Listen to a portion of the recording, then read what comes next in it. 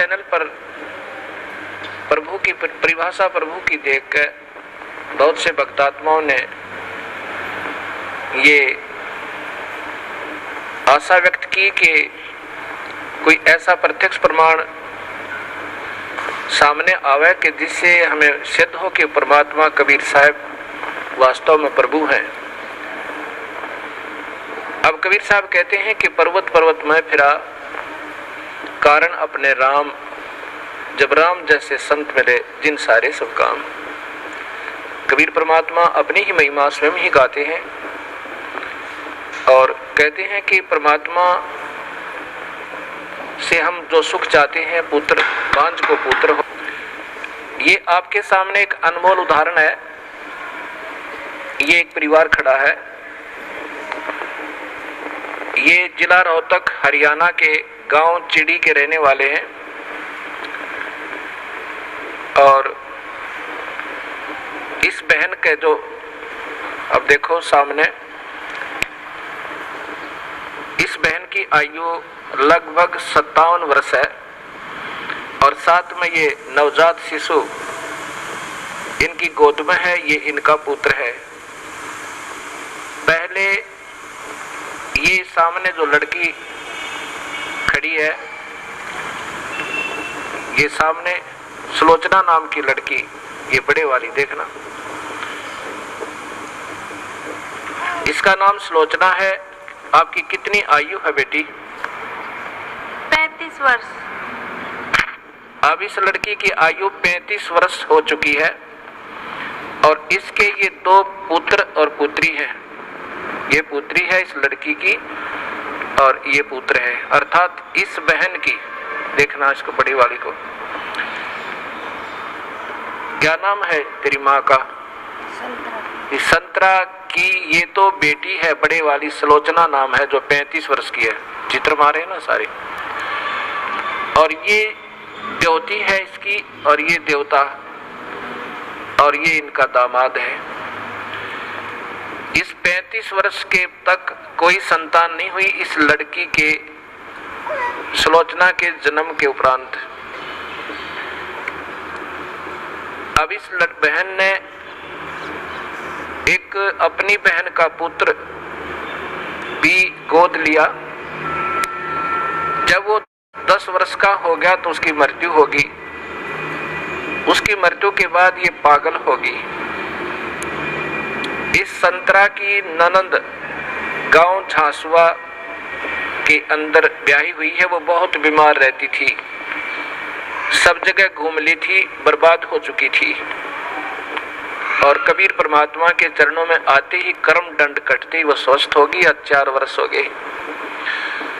तब वो अपनी बीमारी का इलाज हो जाने के बाद उसने फिर अपनी इस भाभी से प्रार्थना की जिसका संतान नहीं थी। एक पुत्री होने के बाद ये जो सामने आपने चित्र में पुत्र को लिए हुए दिखाई दे रही है। फिर उसने जाकर के अपनी भाभी से संतरा से प्रार्थना की कि आप यहाँ नाम ले लो। ये पागल हो चुकी थी, ऐसे इसका इलाज भी करवाया गया कि ये पागल हो चुकी है, मेडिकल आदि में ले जाकर।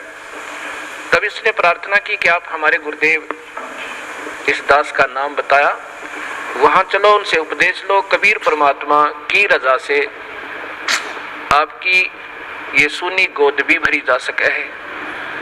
अब 57 वर्ष की आयु में, और ये अनमोल कहानी करना कोई बच्चों का खेल नहीं है। ये पूर्ण परमात्मा कबीर साहब की समर्थता का प्रत्यक्ष प्रमाण है। ये नहीं मानी कि अब नहीं हो सकता कुछ भी। तब उसने बहुत प्रार्थना की, इसको कह सुन करके यहाँ ले आए इस आश्रम करौथा में। नाम लिया। नाम लेते ही परमात्मा कबीर परमेश्वर ने अनहोनी की। ये बांझ को पुत्र दे, कोढ़ी को काया दे, वो प्रभु कहलाता है। ये गर्भ रहा, ये बच्चा परमात्मा ने भेजा अपनी कृपा से। फिर भी इनके मन में शंका पैदा कर दी इन मूर्ख मार्गदर्शकों ने, क्योंकि ये तो बेचारी सौदी में थी नहीं, पागल हो चुकी थी। कहा कि तुम्हारे देवता प्रसन्न हो गए, ये तो ऐसे होना ही था। ये 35 वर्ष तक देवता कहाँ जा रहे थे इनके? यही ये मूर्ख जो मार्गदर्शक कि कहीं तुम्हारी प्रभुता और तुम्हारे ये रोजी रोटी समाप्त ना हो जाए, फिर भी गुमराह करने की चेष्टा की। इनके दिल से यहाँ की आस्था हट गई और फिर अपनी उन्हीं देवी देवताओं के चक्कर में पड़ गई। ये लड़का 14 महीने तक मां के गर्भ से बाहर नहीं आया। सब डॉक्टर पच लिए कि ये लड़का शायद खत्म भी हो जा बालक। फिर वही जिसने इसको नाम दिलाया था, इसकी ननद, वो गांव गई और उसने कहा कि नादान तूने जुल्म कर दिया। ऐसे प्रमाण, प्रत्यक्ष प्रमाण के बाद भी तुम्हारी बुद्धि भ्रष्ट होगी, चलो जाकर माफी मांगे, दोबारा उपदेश ले। तब ये बेचारी यहाँ आई और जो भी उन देवता का दर रखा था वो कुर्डियां बठो क्या ठा गए।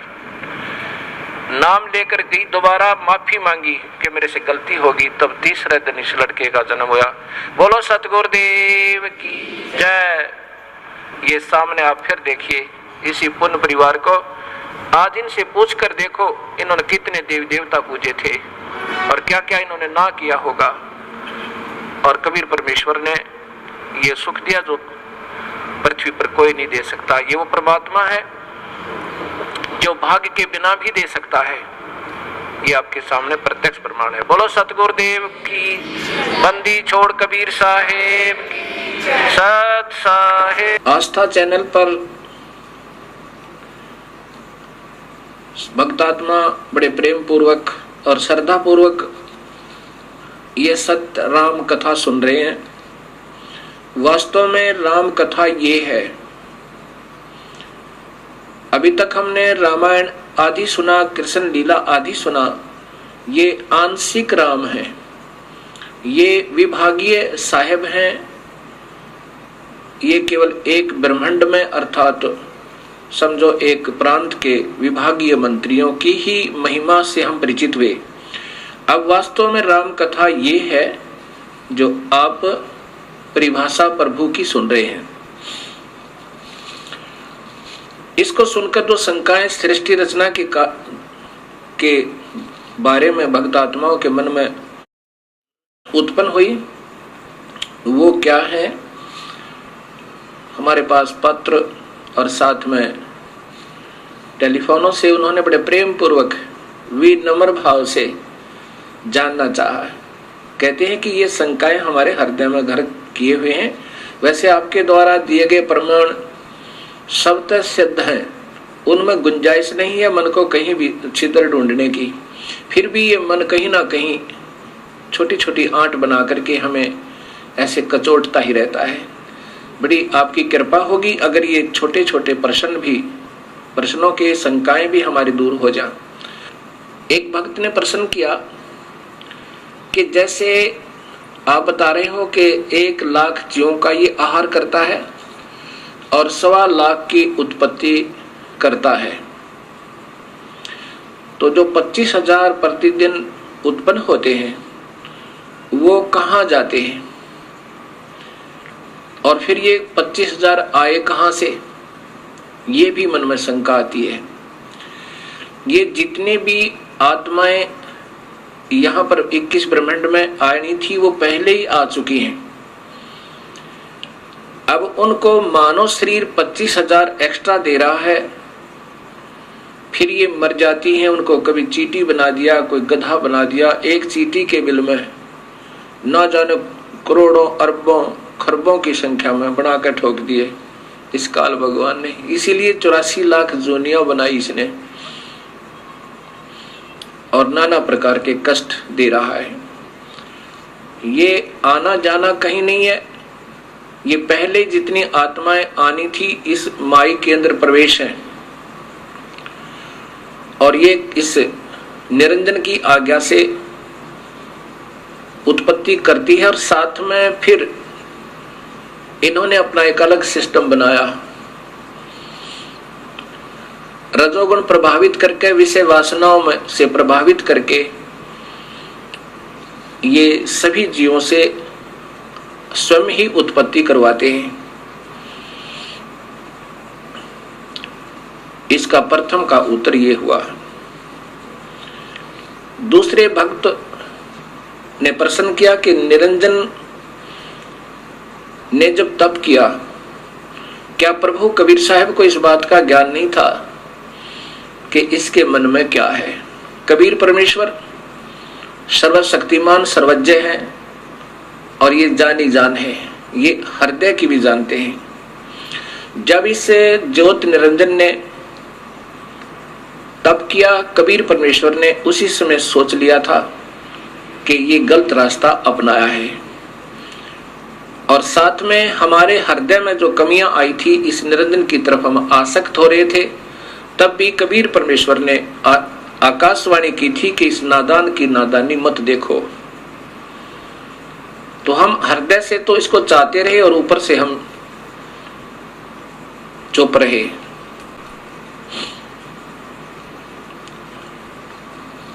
और परमेश्वर कबीर साहब ने मालूम था कि ये क्या चाह रहा है, वो सर्वशक्तिमान है। दूसरा प्रश्न ये हुआ कि कबीर परमेश्वर ने जो सर्वप्रथम जिस आत्मा ने स्वीकृति दी थी, उसको कन्या लड़की ही क्यों बनाया? किसी और रूप भी बना सके थे, पुरुष ही बनाकर उसके पास भेज देते हैं। अब ये तो आपके मन में काल स्वयं विद्यमान है, ये काल ही है, और काल ऐसे ही उठपटांग आपके मन में खरपतवार पैदा करता रहेगा।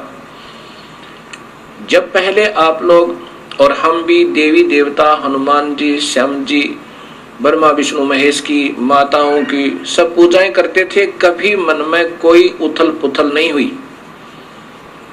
और जब ये अपने प्रभु को पहचानना चाहती है आत्मा, उस समय ये काल तीव्र हो जाता है, सैकड़ों शंकाएं उत्पन्न करने की चेष्टा करता है। प्रथम तो ये कारण आप समझ लेना कि आपके अंदर अगर ऐसी उथल पुथल हो रही है, ये काल प्रेरणा है। फिर भी समाधान सदगुरु आपको पूरा देंगे। कबीर परमेश्वर जानी जान है, उन्होंने इस लड़की का कन्या रूप जरूर बनाया था, लेकिन इनके प्रजनन इंद्रिय नहीं लगाई थी। ये योनि नहीं बनाई थी, और साहब देखना चाहते थे अगर ये ठीक ठाक रहेगा ये काल, तो यहां रहेगा 21 ब्रह्मांड में आराम से रहेगा, और ये आत्मा जो लड़की रूप में प्रकृति है, माया है, तो ये इसकी उत्पत्ति यहां कर देगी इसके जीवों की, और वहां बहुत अच्छा शरीर बनेगा। नूरी शरीर बनना था, सबद शक्ति तय। और यदि गलती करेगा, इस लड़की के साथ दुर्व्यवहार करेगा, तो इसकी नीचता का पता लगेगा।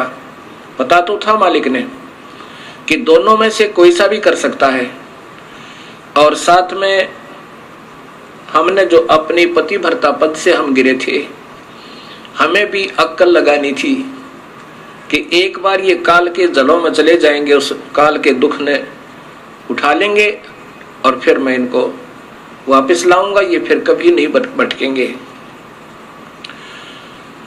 अब लड़की इसलिए बनाया कि ये अगर इसके साथ दुष्व्यवहार करेगा, दुर्व्यवहार करेगा, तो इसको श्राप लगेगा 1 लाख मनुष्य शरीरधारी जीवों का आहार करने का, और इसकी फिर मजबूरी होगी काल की कि मानव शरीर ये जरूर बनाएगा, नहीं तो ये मानव शरीर नहीं देता। ऊपर देव बनाता, देव रूप में इतना सुख होता है इस प्राणी को, ये प्रभु को याद नहीं करता। अब इसकी उस जानी जान परमात्मा ने पहले इसकी पर काट दी थी, चल बेटा किसी तरह चल ले तू। अब हम इसने वहां गलती की, बदमाशी करना चाहा, तो लड़की ने इसके अंदर शरण लिया, उसके प्रतिफल में काल को श्राप लगा, ये वहां से निष्कासित हुए। अब ये काल की मजबूरी बन गई हमें एक मानव शरीर देने की, इसको श्राप लगा हुआ अपने भूख मिटाने के लिए। और कबीर परमेश्वर को मालूम था कि इन अपनी प्यारी आत्माओं को मैं इस मानव शरीर में फिर जाकर सत्ज्ञान दूंगा, और अपने चरणों में लेकर के इनका फिर उद्धार करके वापस ले आऊंगा। ये जानी जान है, ऐसा इसका ये समाधान समझो। अब फिर प्रश्न एक, क्योंकि ये जो खरपतवार उत्पन्न होते हैं वो या तो बहुत ही अनजान होते हैं या वो किसी गलत गुरु के फंसे हुए होते हैं और वो गुरु लोग उनमें ये गलत मैटर भरते रहते हैं कि ये प्रश्न करो, ये करो, क्योंकि उनके पास अब जवाब नहीं है। वो कितने दिन इन भोली आत्माओं को गुमराह कर सकते हैं। आज सब बहन बेटियां एजुकेटेड हैं, सब बहन भाई एजुकेटेड हैं, पढ़े लिखे शिक्षित हैं और शास्त्र हमारे पास उपलब्ध हैं। अब ये गलत गुरु इन भोली आत्माओं को भरमा नहीं सकते, ठीक है, क्योंकि वो अनजान हैं और वो चतुर व्यक्ति हैं, वो गुरु जी, और वो प्रभु की प्यासी आत्माएं हैं, वो भटक रही हैं, उस अपने प्यारे प्रभु को तलाश कर रही हैं। लेकिन ये इन ठगों का फंस गई जिनको स्वयं ज्ञान नहीं कि परमात्मा कौन है। कोई निराकार बताता है, कोई निराकार है, परमात्मा की कोई स्थिति नहीं है। कोई किसी को प्रभु बताता है, कोई किसी को बताता है, कोई कहता है ब्रह्मा विष्णु महेश के माता पिता नहीं है, कि तो अजर अमर है, ये सर्वशक्तिमान है। तो वो ऐसे गुरु आपको अब फिर विचलित करने की चेष्टा कर रहे हैं, जो ऐसे प्रश्न आपके मन में आ रहे हैं। फिर भी समाधान आपको मिलता रहेगा। एक ने प्रश्न किया कि यदि हम सतलोक चले जाएं और फिर भी गलती कर सकते हैं? कभी नहीं। जैसे उत्तर है कभी नहीं कर सकते। कैसे? जैसे आप किसी सफर पर जा रहे हो और आप गलत रास्ते हो लेते हो, रास्ते में दलदल आती है, उबड़ खाबड़ स्थान है, रास्ते में बदमाश टकराते हैं और आपको कोई पहले कह रहा होता कि इधर से जाओ, रास्ता लंबा बेशक है पर ठीक है, और आप ने अपनी सूझबूझ से उधर चलना शुरू कर दिया हो। रास्ते में बदमाश टकरावे और आपको तंग करें, आप क्या सोचोगे? यही सोचोगे, हे प्रभु अब के ठीक ठाक यहाँ से बचा दो, इस रास्ते जिंदगी भर नहीं आएंगे, और ऐसा ही करोगे।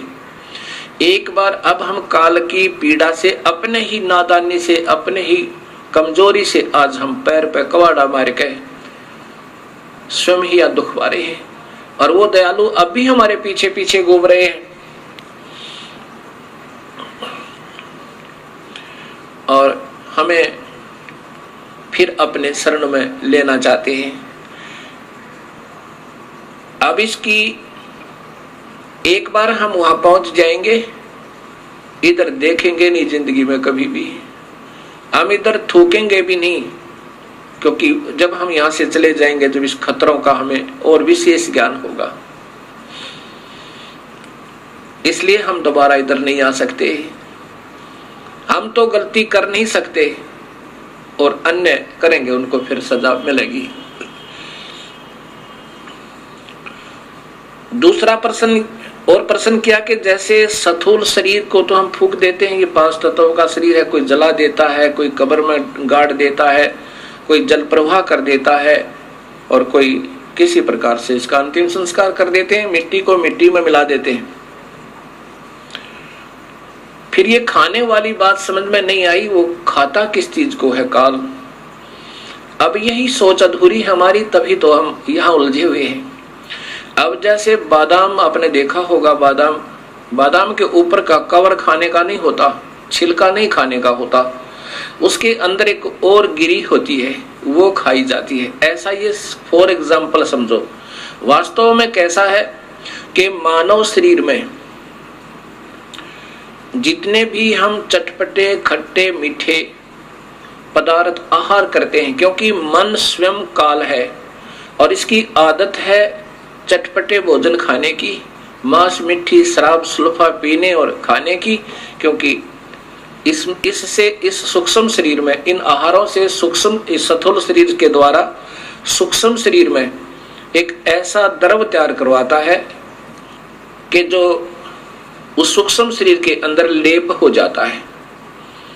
उसमें जैसे स्पंज सोख लेती है, पानी को चूस लेती है, ऐसे वो सूक्ष्म शरीर इन व्यसनों को जो हम सारे जीवन में आहार करते हैं, पान करते हैं, कोई शराब पीता है, कोई सुल्फा पीवे, कोई अफीम खावे, कोई नाना प्रकार के चटपटे भोजन आहार करता है, उससे स्थूल शरीर की परवरिश होने के बाद भी कुछ मैटर बच जाता है और उसका फिर लेप उस सूक्ष्म शरीर, इसके अंदर एक ऐसा ही सूक्ष्म शरीर है, उसके अंदर लिप्त हो जाता है, जम जाता है।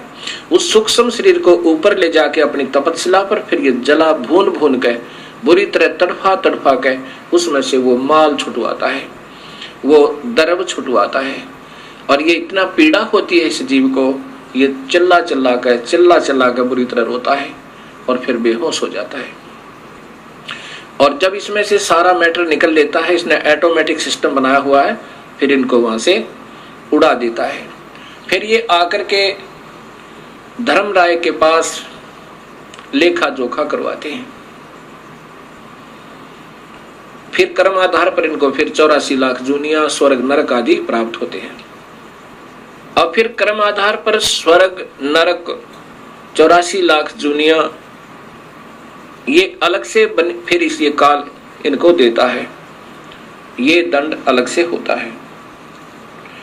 और जीव अजर अमर बताया है, ये मरता नहीं, जीव नहीं मरता, लेकिन इसकी दुर्गति मरने से भी बदतर हो जाती है और फिर कर्माधार पर ये अपने संस्कारों को भोगता रहता है।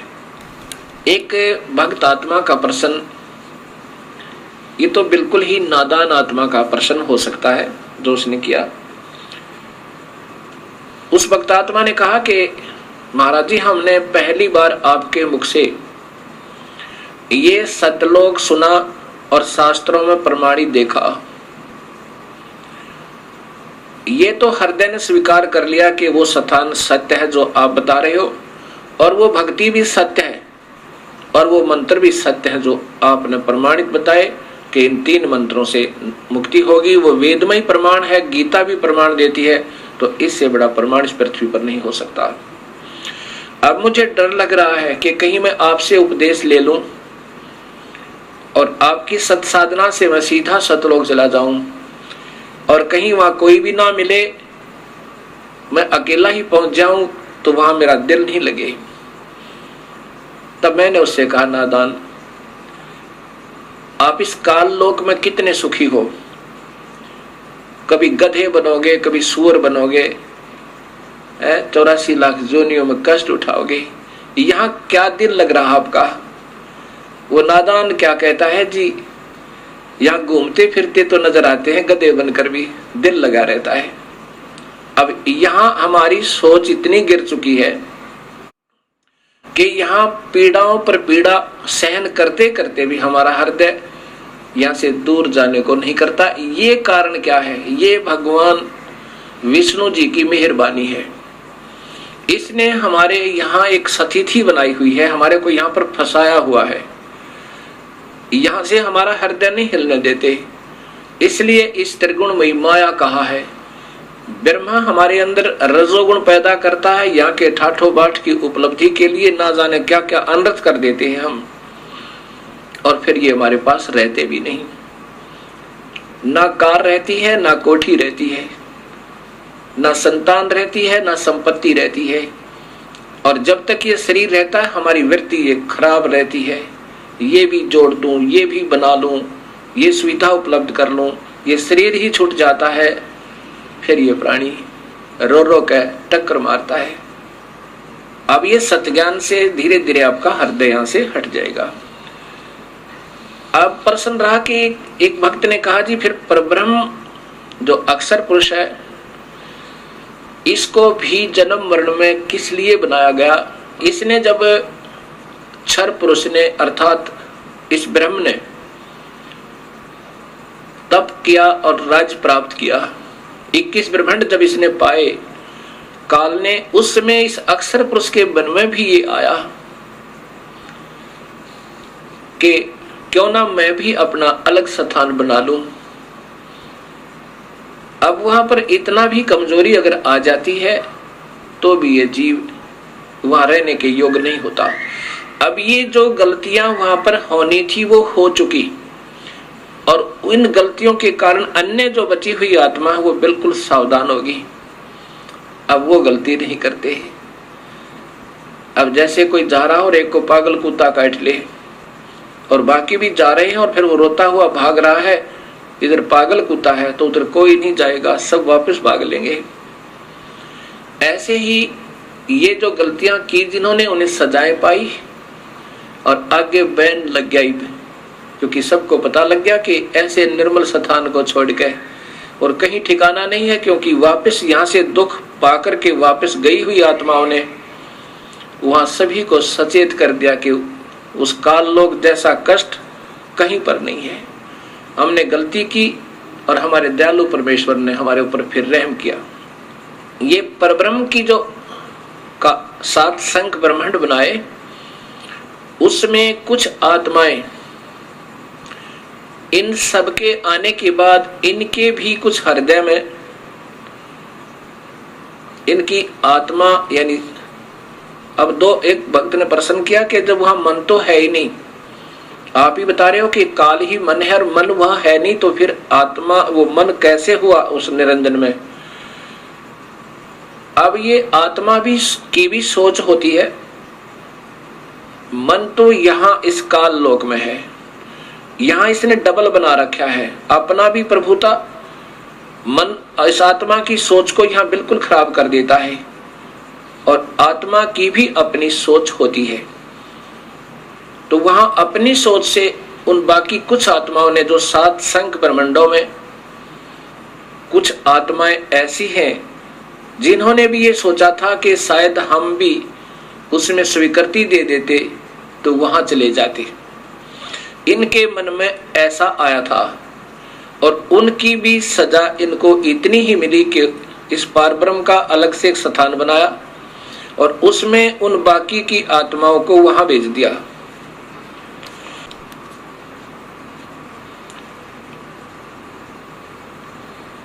अब जो आत्मा परब्रह्म के लोक में रहती हैं, अब उनको ज्ञान हो गया कि वो तो बहुत परेशान है नीचे के लोकों के व्यक्ति, जितनी आत्मा गई है, अब वो कभी नीचे की वृत्ति नहीं रखते। और जो आत्माएं यहाँ सतनाम प्राप्त कर लेती हैं, केवल सतनाम। सतनाम कौन सा होता है? 2 मंत्र का। एक तो उसमें ब्रह्म का मंत्र ओम है और दूसरा और मंत्र है, वो सांकेतिक रखा है, वो अधिकारी को ही बताया जाता है जिसको देना होता है। और जो अधिकारी संत होते हैं वही देवे, तभी वो काम करे। जिनको सतनाम मंत्र प्राप्त हुआ और उनकी श्रद्धा अपने गुरु में नहीं रही, ये इतने दयालु परमेश्वर हैं और कुछ वर्षों तक उसने सतनाम की विधिवत साधना करने के बाद आपकी सतलोक जाने की वृत्ति नहीं बनी या आपकी इतनी कमाई नहीं बनी उस मंत्र की, तो आपको उस परब्रह्म के लोक में भेज दिया जाता है। किसको भेज दिया जाता है? जो ओम नाम की कमाई ये सारी यहां छोड़ दी जाती है इस काल के लिए। जैसे गीता जी के अध्याय नंबर 18 के श्लोक नंबर 66 में लिखा है कि अर्जुन, तू मेरी सभी पूजाओं को मुझ में त्याग दे। पूजा कौन सी? जो ओम नाम की कमाई, यज्ञ, हवन, धर्म, ये जाप की कमाई यहां छोड़ दे, मैं तुझे ऋण मुक्त कर दूंगा, मेरा कर्जा तेरे से उतर जाएगा, यानी तुझे ऋण मुक्त कर दूंगा, अर्थात कर्म मुक्त हुआ। वो आत्मा फिर इस पारब्रह्म के लोक में चली जाती है और वो लोक, एक तो वहां पर ये खाता नहीं, जैसा मैंने पूर्व बताया कि पूर्ण परमात्मा तो खाने वाले, वेद में लिखा है ऋग्वेद में कि खाने वाले और न खाने वाले इन दोनों भगवानों से भी बड़ा है। खाने वाला काल है, न खाने वाला ये परब्रह्म है, इनसे भी बड़ा है, अर्थात वो सत्पुरुष है। तो वो परब्रह्म जीव आहार नहीं करता, उसने ऐसी गलती कोई नहीं की, लेकिन मन में फिर भी थोड़ी कमजोरी, उसकी आत्मा में थोड़ी सी वीकनेस आई थी, तो उसका भी सजा उसको भोगना पड़ा। तो वहां ये यहाँ के हंस फिर वहां पहुंच जाते हैं। वहां पर इतना बढ़िया शरीर है, यहाँ के देवताओं का, ब्रह्मा विष्णु महेश का भी नहीं है। जैसा कि आपको बताया था कि यहाँ के देवताओं का तो शरीर है जैसे चीनी का कप बना हो, सफेद कप जो चाय पीते हैं, और हमारा मिट्टी का बना हो सीधा ही, इतना कमजोर है। और जो परब्रह्म के लोक में परब्रह्म और वहां के रहने वाले जितने हंस हैं उनका सटील का समझो, इससे ज्यादा सथाई है, लेकिन है नासवान फिर भी। अब ये सोचकर इस पर ब्रह्म को समझना, इसकी उत्पत्ति यूं हुई। और फिर जो सत भक्ति करता है और जिसको सतनाम भी मिल गया और कमाई फिर भी पूरी नहीं हुई और साथ में यहाँ की कोई इच्छा आपकी रह जाती है, तो कबीर परमेश्वर हर ब्रह्मांड में अपना अलग स्थान बनाकर रहता है। इन आत्माओं को जिनकी अधूरी कमाई है, भक्ति पूरी नहीं हो पाई, कि काल के ऋण से मुक्त अभी नहीं हो पाए, और परब्रह्म का भी, क्योंकि परब्रह्म के लोक को पार करना है, उसका भी ऋण देना है, वो दूसरे मंत्र से, तत् मंत्र से कमाई करनी है, वो तत् मंत्र संकेतिक है। इन दोनों का मिलकर जब ये योग्य हो जाएगा, दोनों का ऋण उतरने योग्य हो जाएगा, तब ये कबीर परमेश्वर इनको सारनाम देकर, सारनाम की कमाई साथ करवा कर और फिर यहाँ से सतलोक ले जाएगा। जब तक आपकी पूरी कमाई नहीं बनी होगी तो आपको यहीं रखेगा, और आपकी थोड़ी बहुत भी इच्छा इस लोक में रह जाती है तो भी इसी ब्रह्मांड में एक स्थान ऐसा है, वहां कबीर परमेश्वर आपको रखेगा। वहां पर आपको तपतशिला पर नहीं जाने देगा, तपतशिला पर नहीं जाने देगा, और न ही कुत्ते गधे सुअर बनने देगा, क्योंकि आपकी कमाई इतनी हो जाएगी और साथ में आपके पाप कर्मों परमेश्वर कबीर साहब काटता रहेगा। जब ही नाम हृदय धरो भयो पाप को नासे, जैसे चिंगारी अग्नि की पड़ी पुराने घासे। अब आपके शुभ कर्मों के आधार पर वहां रखेगा और तपतशिला पर नहीं जाने देगा। ये आपको इस कबीर परमेश्वर के शरण में आने से और एक्स्ट्रा बेनिफिट है। और फिर ये सदियों के उपरांत इन शुभ कर्मों के आधार पर आपके फिर मनुष्य जन्म हो सके, 100 भी प्राप्त हो सके। जो कबीर परमात्मा के आधार पर सतभक्ति आप कर रहे हो, और मनुष्य जन्म आपके फिर देने शुरू कर देगा परमेश्वर, और फिर कभी अपनी सतभक्ति को जगाएगा। उसमें उन पुण्यात्माओं को जिन्होंने पहले सतगुरु की भक्ति कबीर परमेश्वर की किसी युग में कभी वो आए स्वयं या उनके कोई सत संत के साथ रहकर की हुई है, अब उनको शीघ्र ये बात समझ में आती है, क्योंकि उनके अंदर काल नहीं होता ज्यादा। बेशक वो साधनाएं अन्य कर रहे होते हैं अनजानपने में, उनके हृदय में वो पिछली कमाई अंगड़ाई लेती है पिछले जन्म जन्मों की, तो वो तुरंत आकर के कबीर साहब के चरणों में, उसके सत्य नुमाइंदे संत के चरणों में आ जाते हैं। और जिन्होंने अभी तक कमाई सतपुरुष की, पूर्ण परमात्मा की कभी नहीं कर पाए और ब्रह्म तक की अच्छी साधना युगों युगों कर रहे हैं, वो पुण्य आत्मा भी इस सत्संग को सुनकर और शरण में आ जाएंगी। तो जैसे कलम चढ़ा दी जाती है, जैसे कलम चढ़ाई जाती है, ऐसे इसकी वो फिर सतनाम दिया जाएगा उनको, उनके अंदर फिर वो भक्ति प्रवेश हो जाएगी और प्रारंभ होगी तो अवश्य पार होगा, क्योंकि उन्होंने पिछली कमाई ओम नाम की बहुत की हुई होती है,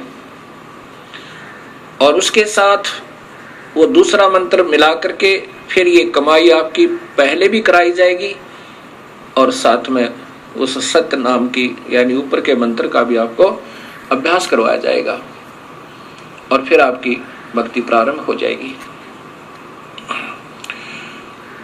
एक समय की बात है, गरीबदास जी महाराज यही हरियाणा के अंदर एक छोटा सा गांव है छुडानी, पहले जिला रोहतक में, अब नया झज्जर जिला बन गया है। वहां कबीर परमेश्वर उन गरीबदास जी को आकर मिले। कब मिले? जब मगहर के अंदर अपनी एक लीला की थी। उन नादान लोगों के भ्रम को तोड़ने के लिए, जो कहा करते थे कि काशी मरने वाला स्वर्ग जाता है और मगहर मरने वाला गधा बनता है, तो कबीर परमेश्वर ने कहा था कि जो सत भक्ति करेगा, जिस भी लोक की करेगा, वो अपने यथास्थान चला जाएगा, चाहे कहीं भी प्राण त्यागो। ये तुम्हारी भूल है कि भूमि के आधार पर तुम गुमराह कर रहे हो। नाम की कमाई से, सत भक्ति से जीव को ऊपर के लोकों में स्थान मिलता है। ऐसे कोई पृथ्वी के आधार पर पार नहीं हो सकता। उस भ्रम को तोड़ने के लिए कबीर साहब ने कहा था, मैं मगर शरीर छोड़ूंगा और वहां देखना मैं स्वर्ग जाऊंगा या स्वर्ग से भी ऊपर जाऊंगा। ऐसा ही किया था।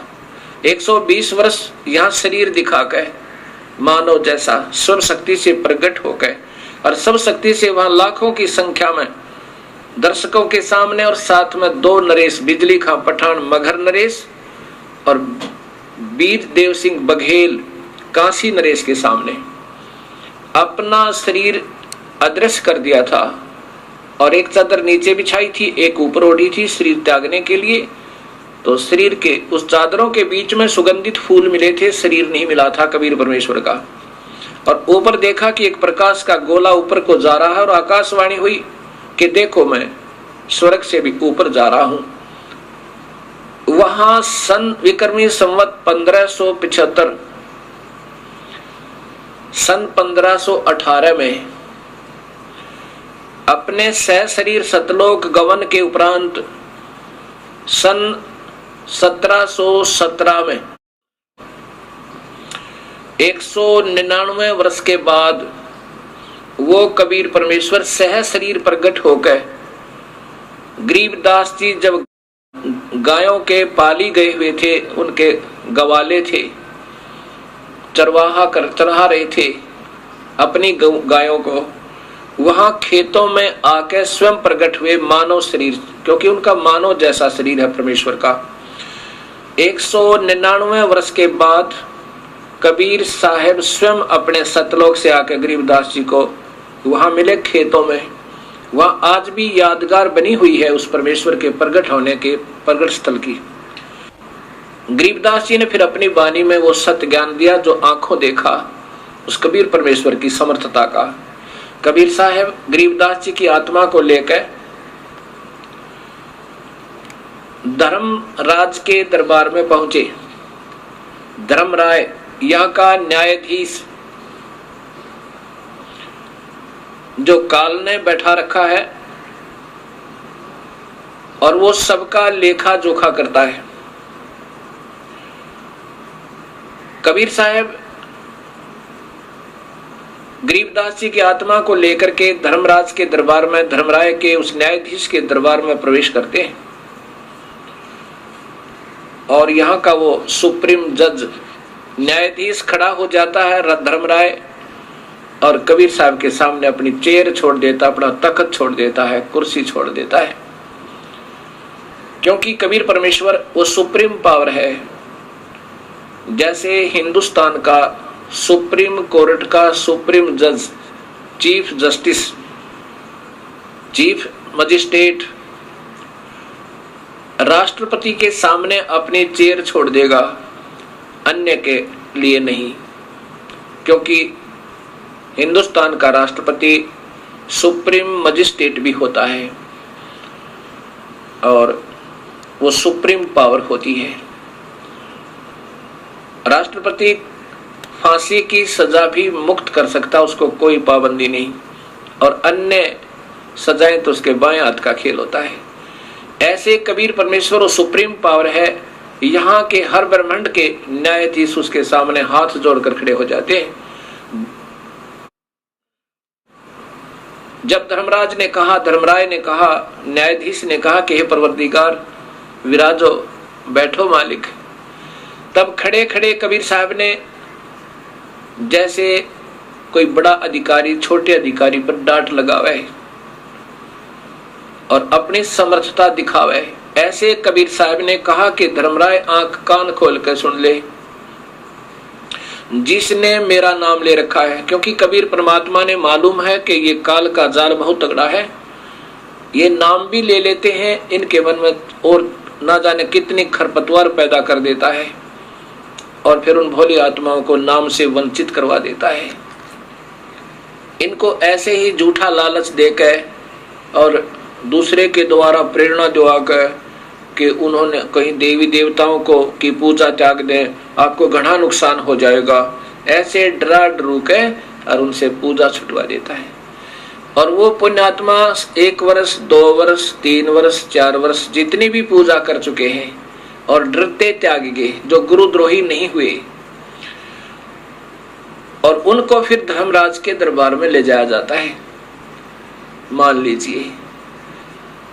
तो वहां जाकर के कबीर साहब कहते हैं उन आत्माओं को भी तुम मत पकड़ना, क्योंकि उनको तुमने दबाव देकर और दूसरे के द्वारा उनको गुमराह करवा दिया, उनको मेरे पास भेज देना। और साथ में भूल चूक के जिसने सारी उम्र पूजा की मेरी कबीर परमेश्वर की और अंत में किसी ने डगमग कर दिया, उन दोनों ही सतिथि वालों के बारे में कबीर परमात्मा क्या बताते हैं। धर्म गरीबदास जी ने उनकी वार्ता अपने कानों सुनी, आंखों देखी, वर्णन किया। क्या बताते हैं? धर्मराय दरबार में देई कबीर तलाके, मेरे भूले चुके हंस को पकड़िए मत कजाक। कबीर साहब कहते हैं धर्मराज, अगर कोई मेरी आत्मा भूल चूक कभी तेरे दरबार में आ जा तो उसको सजा मत देना, उसको मेरे पास भेज देना। अब वो धर्मराज हाथ जोड़कर कहता है, परवरदिगार, आप ही का बनाया हुआ एक संविधान है कि जो जैसे भी जो कर्म करेगा इस 21 ब्रह्मांड में, उसको उनका प्रतिफल अवश्य भोगना होगा, चाहे अवतार भी क्यों ना हो। जैसे भगवान श्री राम ने सुग्रीव के भाई बाली को मारा था, उसकी भी सजा, उसका भी दंड भोगना पड़ा। भगवान श्री कृष्ण रूप में वही विष्णु जी आए, श्री राम आत्मा, और एक पारधी ने उनके पैर में तीर मार के वो बदला लिया। वो पारधी कौन था? वो बहेलिया कौन था? वो स्वयं वो बाली था जो सुग्रीव का भाई की आत्मा थी। कबीर साहब कहते हैं कि जिन्होंने मेरा उपदेश ले लिया वो तेरे कर्म भ्रम नहीं लगेंगे। अब धर्मराज कहता है कि मालिक, जब तक ये आपकी शरण में नहीं आए थे, इनके पिछले पाप कर्म और शुभ कर्म मेरे अकाउंट में, इनके अकाउंट में, मेरे रजिस्टर में चढ़े हुए, उनका फल मुझे देना पड़ेगा दाता, या मेरी मजबूरी है। तब कबीर साहब ने कहा कि ये कर्म भ्रम ब्रह्मांड के मैं पल में कर दूं नेस, ये काट दूंगा सबको, और जिन हमारी दोही दी सो करो हमारे पेश। जिन्होंने मेरी दुहाई दी है, मेरा नाम ले रखा है, मेरे पूरे सच्चे नुमाइंदे थे, उनको फिर मेरे पास भेज देना, तू लेखा जोखा मत करना। बोले पुरुष कबीर से धर्मराय कर जोड़े, तुमरे हंस को पकड़ू नहीं मोहे 2 ही लाख करोड़े। ये कबीर परमेश्वर, तेरी आत्मा ने मैं नहीं पकड़ूंगा, लेकिन मुझे ये लाख दुहाई है, अपने कानों के हाथ लगा कर कहता हूं। पर परमात्मा, जिन्होंने पहले ये पाप कर्म कर रखे हैं, आपकी शरण में आने से पूर्व, उनके बारे में क्या बोला कि कर्मों से तीरथ हैं अब मुख से कहे कबीरी, उनको निश्चय पकड़ूंगा फिर जड़ दो तो के जंजीर। ये धर्मराज बोला। तो कबीर साहब क्या कहने लगे? करम भरम ब्रह्मांड के ये पल में कर दो नेस, इनका कांटा लगा दूंगा, क्रॉस कर दूंगा तेरे सारे मेरी प्यारी आत्माओं के पाप कर्मों को। और जिन हमारी दोही देही सो करो हमारे पेश, उनको मेरे पास भेज देना, तू लेखा मत लेना। इस प्रकार कबीर साहब ने अपनी समर्थता गरीबदास जी को दिखा के सतलोक लेके गए और वहां से फिर वापस भेजा। तो मेरा जो कहने का तात्पर्य था कि जो कबीर साहब के चरणों में भक्तात्मा एक बार सत भक्ति के आधार पर आ जाते हैं, उनको पार करके छोड़ता है। ये हमारी कमजोरियां हैं कि हम अपना समय बढ़ा लेते हैं इन अनजान समाज में उलझ गए। हम अपने प्रभु की बातों पर विश्वास कम करते हैं क्योंकि हम आम समाज में ज्यादा रहते हैं। ऐसे हम विचलित होकर के अपने जन्म बढ़ा रहे हैं। अब मान लीजिए किसी को सतनाम प्राप्त हो गया, इस दयालु परमात्मा ने कितनी रजा बख्श दी आप पे, और आप हृदय से उनको चाहते रहे, आपको अपने पास रखेगा, काल की तपस्या पर नहीं जाने देगा और लेखा जोखा उनको नहीं करने देगा, लेकिन आपको फिर जन्म देगा क्योंकि आपने अपनी कमजोरी से यह समस्या फिर पैदा कर ली। ये दयालु फिर आपको फिर संभालेगा, जैसे आज फिर कृपा कर दी उस परमेश्वर ने, इस सत्य ज्ञान का डंका फिर बजा दिया। और अब जो चूक गया फिर ना जाने सदियों उपरांत, ना जाने कब आपका मनुष्य शरीर हो है, और हो तो फिर कोई सत्य मार्गदर्शक संत ना मिले ये जीवन, और फिर आगे 100-200 वर्ष के बाद ये कलयुग इतना गिर जाएगा कि कोई भी भक्ति करना नहीं चाहेगा, क्योंकि जिस आधार से ये भक्ति मार्ग पर भक्तात्मा लगी हुई हैं गलत संतों के शास्त्र विरुद्ध साधना पे, आखिर में ये सोच लेंगी भगवान है नहीं, क्योंकि प्रभु वाले गुण, प्रभु की महिमा उनको उपलब्ध नहीं होगी और वो फिर नास्तिक हो जाएंगे और फिर कोई भक्ति करने वाला प्राणी नहीं रहेगा। अभी कितना अंतर हो चुका है, मांसाहारी दुनिया होगी, शराब पीवें, समैक पीवें, क्योंकि काल ने तो यही चिंता रहती है कि कहीं ये सत भक्ति पर लग जावे और ये कोई संत इनको ना मिल जाए और ये पार ना हो जावे। काल उलझाना चाहता है और कबीर परमेश्वर हमें सुलझाना चाहते हैं। अब जैसे कलयुग में कबीर परमेश्वर की और काल की वार्ता हुई थी, तो काल ने 3 युगों में कम जीव वापस ले जाने की प्रार्थना की थी वचनबद्ध करके। कबीर साहब जानी जान है। यहां भी शंका आ सकती है कि क्या कबीर साहब को मालूम नहीं था ये क्या मांगेगा।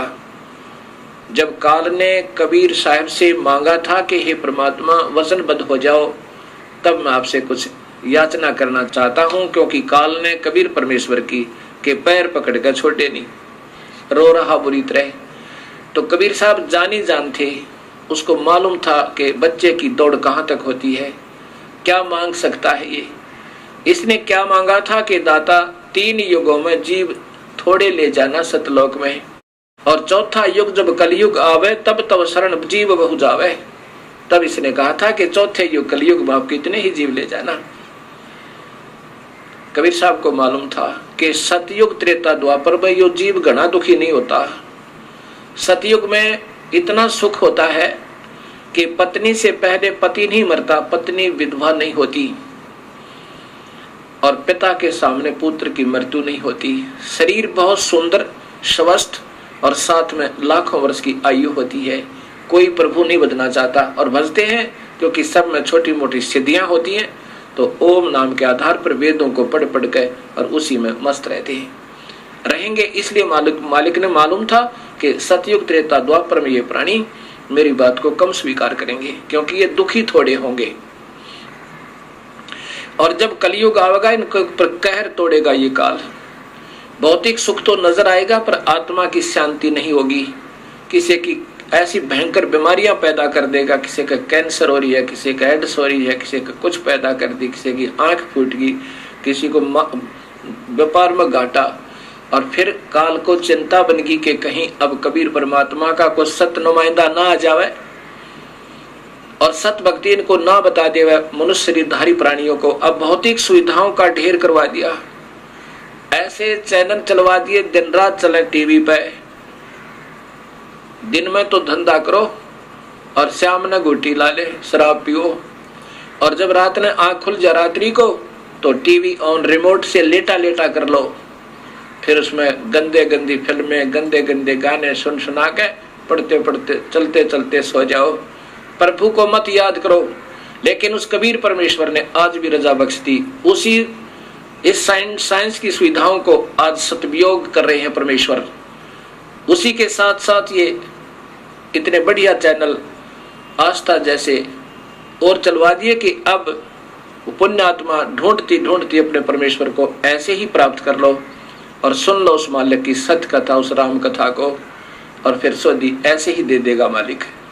तो ऐसे इस कबीर परमेश्वर ने अब कलयुग में आके अपनी प्यारी आत्माओं को फिर चरणों में लेना है, और जो कबीर साहब की सत्य कथा को सत्य मान लेगा। ऐसा कबीर सागर में 600 वर्ष पूर्व कबीर साहब ने लिखवा दिया था कि एक बार कलयुग में पूरे वर्ल्ड में, पूरे संसार में कबीर साहब की ही भक्ति होगी। इन प्यारी आत्माओं को वो स्वयं आएंगे या अपना कोई नुमाइंदा भेजेंगे और सबको अपने चरणों में लेंगे। ये नाना मजहब समाप्त हो जाएंगे, ना कोई हिंदू रहेगा, ना मुसलमान, ना सिख, ना ईसाई, क्योंकि इस काल ने हमें चार बना दिया और आपस में हमें लड़ा रहा है, एक दूसरे को बड़ा और छोटा करके। कहते कोई कहे हमारा राम बड़ा है और कोई कहे खुदाई रे, कोई कहे ईसा मसीह बड़ा है, ये बाटा रहे लगाई रे, एक परमात्मा और लड़े न्यारे न्यारे। जैसे मासूम बच्चे, अनभोल बच्चे लड़ा करते हैं। एक बच्चा कहता ये मेरा पिताजी है, दूसरा कहता नहीं मेरा पापा है, और पापा दोनों का। वो कहता तेला मालूंगा झूठ, मेरा पापा तेला नहीं है। तो ऐसे हम अबोध हैं, हमें ये नहीं मालूम हमारा पिता एक है कबीर परमेश्वर। कोई कहता हमारा मजहब बड़ा है, वो कहता हमारा मजहब अच्छा है। मजहब है तो अच्छा है, जो मजहब नहीं है तो अच्छा नहीं है। मजहब धर्म की क्या पहचान होती है कि बीड़ी, शराब, मांस, तंबाकू उस धार्मिक मार्ग में नहीं होनी चाहिए तो वो अच्छा है। आन उपासना नहीं होनी चाहिए, केवल एक प्रभु की पूजा हो तो वो मजहब अच्छा है। अगर ऐसा नहीं है तो वो मजहब है ही नहीं। अच्छा बुरा तो बाद की बात है। धर्म धार्मिकता के आधार पर चलता है, और धार्मिकता बीड़ी, शराब, मांस, तंबाकू पीने वालों के कभी निकट नहीं आ सकता। प्रभु वो धार्मिक नहीं हो सकते। जो मांस खावे वो धर्म को कैसे स्वीकार करे। जो शराब पीवे, शराब पीकर इंसान ना जाने अपने पिता को के बुरा वचन बोल दे, ना जाने अपनी माँ का हाथ उठा दे, ना जाने क्या जुल्म कर डाले। और तंबाकू को इतना बुरा बताया है कि उसके तो पापों का गिनती नहीं की जा सकती। कबीर साहब कहते हैं कि हुक्का हरदम पीवते ये लाल मिलावे धूर, इसमें संशय है नहीं ये जलम पाछले सूर। 100 नारी जारी करे सुरापान 100 बार, एक चिलम हुक्का पी भर दे डूबे काली धार। इतना भयंकर पाप इस तंबाकू में लिखा है। इन पापों को करता हुआ फिर धर्म कैसे कमा सके प्राणी। एक भक्त आत्मा कहता है कि हम आश्रम में नहीं पीते बीड़ी शराब आदि, अपने गुरुओं के पास जाते हैं, बाहर पीते हैं। जहर को कहीं खा लो, बाहर खाओ चाहे अंदर खाओ, आश्रम में खाओ चाहे बाहर खाओ, जहर ने असर करना ही करना है। एक कहता जी बीड़ी से तो इतना पाप नहीं होता, मांस और शराब तो बुरा है, क्योंकि वो बीड़ी स्वयं पी रहा था। अब ऐसा ही है, जिसकी जो लत पड़ी हुई है उसको त्यागने को तैयार नहीं। दूसरों को कहता वो तो खराब है, ये तो कोई बात नहीं। अब कोई बीड़ी पी रहा है, वो तो अपनी भक्ति का विनाश कर रहा है। जैसे खीर बनावे, हलवा बनावे और बना के उसमें बालू रेत यानी उसमें रेत डाल दे, मिट्टी डाल दे, बताओ क्यों बनाई, क्या फायदा बनाने का भी। भक्ति करे और कुबित कमावे, वो कभी सफल नहीं हो सकता, वो तो बिगाड़ दी उसने साथ की साथ। ऐसे ही आन उपासना, एक प्रभु की एक गुरु पर आश्रित कर होकर एक ही प्रभु की साधना जो नहीं करता उसको गीता में व्यभिचारिणी भक्ति कहा है। जो स्त्री एक पति अपने पति पर ना रुक कर वो नाना जगह धक्के खाती है, उसको ऐसी संज्ञा दी है। जो एक परमात्मा की भक्ति नहीं करते, देवी भी, देवता भी, तीर्थ भी, फलाना भी, ढकड़ा भी, मंदिर भी, मस्जिद भी, कहते हैं वो व्यभिचारिणी भक्ति कर रहे हैं। और अव्यभिचारिणी भक्ति से प्रभु की प्राप्ति हो सकती है। तो हम देख लेना हमारा समाज अब क्या कर रहा है। तो ऐसे जब हम सत भक्ति पर लगेंगे तब ये हमें ज्ञान होगा और भक्ति हमारी सुचारू चल पाएगी। अब प्रसंग चल रहा है कि कबीर परमात्मा के चरणों में आने के बाद इस जीव को फिर यहां से निकलने का एक चांस मिलता है। और जब ये सत भक्ति प्रारंभ होती है, धर्मदास जी को कबीर साहब ने कहा कि धर्मदास, जो मेरी प्यारी आत्मा मेरे द्वारा भेजा हुआ रसूल दूत भक्ति का मार्ग का सत भक्ति बताने वाला मेरी मेरा संदेश वाहक, वो संत सत भक्ति को जब दृढ़ करेगा, उस समय के वर्तमान के संत और महंत उसके साथ लड़ाई करेंगे, रहाड़ कर बढ़ावेंगे और दुनिया को गुमराह करने की चेष्टा करेंगे, ये झूठ बोल रहा है। कबीर साहब कहते हैं कि जो मम सत शब्द दृढ़ावे, उसके संग सब राड़ बढ़ावे, अस संत महंतन की करनी और धर्मदास में सुनाऊं वर्णी। ये उनका विवरण बताता हूं। उस समय के संत नकली और नकली ये महंत उस मेरी प्यारे हंस के साथ द्वेष करेंगे और जनता को गुमराह करने की चेष्टा करेंगे, परंतु मैं साथ रहूंगा, उनकी बिल्कुल नहीं बस आवेगी, क्योंकि सत्य का अंत नहीं होता, असत्य का पैर नहीं होते। उस समय के ये असत्य पर आधारित विचक्षण ये चतुर संत शास्त्र विरुद्ध साधना बता रहे होंगे, और जब हमारे शास्त्र अनुसार साधना प्रारंभ होगी तो सब समझेंगे और उनसे अपनी फांसी निकलवा लेंगे उन गलत गुरुओं से। अब यहाँ एक समाधान प्रश्न और उठता है मन में, भक्त आत्माओं के रह कर फोन आते हैं, कहते हैं जी हमने सुना है कि गुरुदेव नहीं त्यागना चाहिए अगर हमने कहीं से दीक्षा ले रखी है, ये तो महापाप बताया है गुरुदेव ने। अब गुरुदेव क्या होते हैं? ये वैद्य समझो भक्ति मार्ग के, और जन्म मरण के दीर्घ रोग के काटने वाले वैद्य होते हैं। एक डॉक्टर से दवाई नहीं लगाए क्या दूसरा नहीं बदला जाता? तुरंत बदलना चाहिए, और समझदार व्यक्ति तुरंत बदलेगा। उसके सामने नहीं मरेगा, उसकी दुकान पर पड़ के अपना पीछा छुटवाएगा, 36 जगह इलाज करवाएगा जब तक उसका रोग ना कट जाए। इसलिए हमने गुरु बदलने में कभी देरी नहीं करे। कबीर साहब ने कहा कि झूठे पक्ष को गुरु को तजते तिनक ना लावा वार, तुरंत त्याग दे उसको जब पता लग जा। कबीर साहब कहते हैं जब भेरा देखा जर्जरा, हम तो उतर गए फड़क। फड़क माने एकदम निकल जाए, जैसे जा रहे हैं कहीं समुद्र दरिया से पार होने की चेष्टा करी और देखा कि ये तो स्वयं डूबने वाला है जिसमें हम बैठे हैं, कहता तुरंत कूद जाओ उसमें, बाहर निकल जाए, जान बच जाएगी। ऐसा ही लिखा है। और गरीबदास जी ने तो यहाँ तक लिखा है कि झूठे गुरु का लित्र लावे, एक अनमोल मनुष्य जन्म के साथ धोखा कर रहा है, गलत साधना देकर, गलत नाम बता के, गलत ज्ञान देकर, उस जैसा दुश्मन इस पृथ्वी पर नहीं है। अगर आपका मान ले धन का घाटा हो जाए तो फिर पूरा हो सके, कोई बात नहीं, 2 रोटी खा के इंसान अपना टाइम पास कर सके, और ये मनुष्य शरीर उन नादान संतों के आधार पर व्यर्थ हो गया तो इस तो बड़ा दुश्मन आपका कोई नहीं। और वो प्रमाण कहाँ से मिलेगा? शास्त्र देंगे कि शास्त्र अनुसार साधना है तो सही है, वेदों के अनुसार और गीता के अनुसार यदि आप ब्रह्म साधना कर रहे हो तो ठीक है। वेदों गीता में लिखा कि तीनों गुण रजगुण ब्रह्मा, सतगुण विष्णु, तम गुण शिव जी, इससे नीचे इनकी और इनसे नीचे की जो भक्ति करते हैं, देवी देवताओं की करते हैं, वो तो तीनों कहते हैं माया के द्वारा जिनका ज्ञान हरा जा चुका है, त्रिगुणमयी माया, रजगुण ब्रह्मा, सतगुण विष्णु, तम गुण शिव जी। रजगुण ब्रह्मा के द्वारा कैसे हरा है कि ये यहीं की संपत्ति और संतान में ही ये व्यस्त रहता है, यहीं की सुविधाओं को प्राप्त करने में अपना जीवन खो रहा है, ये रजगुण ब्रह्मा की कृपा है।